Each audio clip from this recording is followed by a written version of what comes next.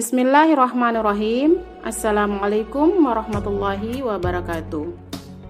Pembahasan materi pendidikan agama Islam kelas 8 SMP bab 8 dengan tema meneladani sifat-sifat mulia para Rasul Allah Subhanahu wa Ta'ala.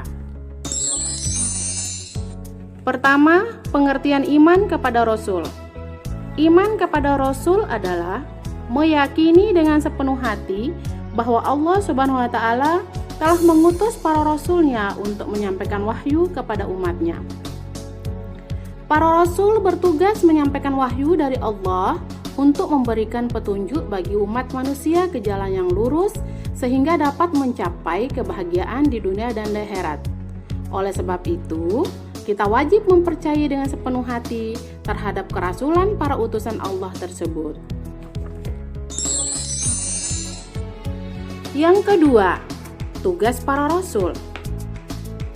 Pertama, sebagai pembawa ajaran tauhid yang benar, yakni mengesahkan Allah dan meluruskan kembali ajaran tauhid yang sesat di kalangan kaumnya. Yang kedua, sebagai pembawa kabar gembira bahwa hamba-hamba Allah yang taat kelak akan mendapatkan balasan kebaikan di surga. Ketiga, sebagai pemberi peringatan bahwa manusia yang ingkar, berbuat kejahatan, maksiat, dan menganiaya akan mendapatkan balasan di neraka. Dan yang terakhir, membina kehidupan manusia agar menerapkan akhlak mulia. Yang ketiga, sifat-sifat wajib para rasul. Pertama, sifat wajib. Sifat wajib bagi rasul ada 4. Kesatu, sidik, artinya berkata benar. Apapun yang dikatakan oleh Rasul merupakan kebenaran, tidak ada yang salah sama sekali. Kedua, amanah, artinya dapat dipercaya. Seorang Rasul sangat dapat dipercaya oleh umatnya. Para Rasul adalah manusia yang jujur dan dapat dipercaya. Ketiga, tabligh, artinya menyampaikan. Seorang Rasul adalah manusia yang pilihan Allah yang menyampaikan wahyu yang telah diterima kepada umatnya. Dan yang keempat, fatanah, artinya cerdas. Seorang Rasul adalah manusia pilihan Allah Subhanahu wa Ta'ala yang cerdas, tidak pelupa, dan tidak pikun. Kedua, sifat mustahil. Sifat mustahil terdiri dari 1. Kazib, artinya dusta. Seorang rasul tidak mungkin berkata dusta dalam kehidupan sehari-harinya, baik di lingkungan keluarga, masyarakat, apalagi di depan umatnya. Kemudian yang kedua, khianat, artinya tidak dapat dipercaya. Seorang rasul tidak mungkin berkhianat atau ingkar janji terhadap umatnya. Ketiga, kitman, artinya menyembunyikan. Seorang rasul pun tidak mungkin menyembunyikan walaupun sedikit dari wahyu yang dia terima. Dan yang keempat, sifat mustahil bagi rasul adalah baladoh, artinya bodoh. Seorang rasul tidak mungkin bersifat bodoh. Jika seorang rasul bersifat bodoh, pasti akan diatur dan dipermainkan oleh umatnya.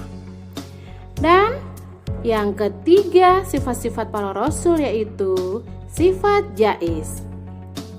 Adapun sifat jaiz para rasul adalah aradul basyariyah, yaitu bersifat dan berperilaku sebagaimana kebiasaan manusia pada umumnya, seperti makan, minum, haus, lapar, letih, dan sebagainya.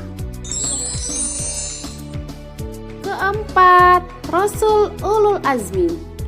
Rasul Ulul Azmi adalah rasul yang memiliki keteguhan hati dalam menghadapi setiap ujian dan cobaan dari Allah Subhanahu wa Ta'ala.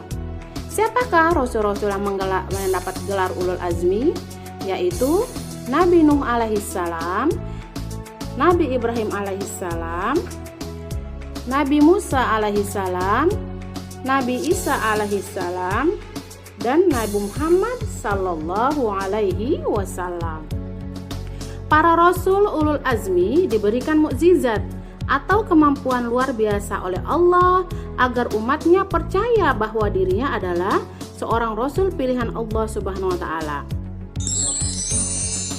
Selanjutnya, hikmah beriman kepada Rasul Allah Subhanahu wa taala. Pertama, meneladani sifat-sifat mulia para nabi dan rasul, seperti bersikap adil, jujur, kesabaran, keteguhan, dan semangatnya dalam berdakwah menegakkan ajaran-ajaran Allah Subhanahu wa taala.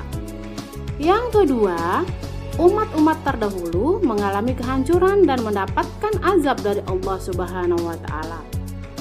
Karena apa? Karena mereka sombong, mereka ingkar, dan mereka menyekutukan Allah. Hal ini menjadi pelajaran bagi kita untuk senantiasa menjaga keimanan dan perilaku kita agar sesuai dengan ajaran Allah Subhanahu wa taala. Ketiga, selalu meningkatkan keimanan dan ketakwaan kepada Allah Subhanahu wa taala agar negeri kita mendapatkan kemakmuran dan keberkahan. Dan yang terakhir, hikmah beriman kepada Rasul Allah Subhanahu wa taala adalah kita selalu patuh dan taat terhadap perintah Allah Subhanahu wa taala dan menjauhi apa yang menjadi larangannya. Terima kasih atas perhatiannya. Wassalamualaikum warahmatullahi wabarakatuh.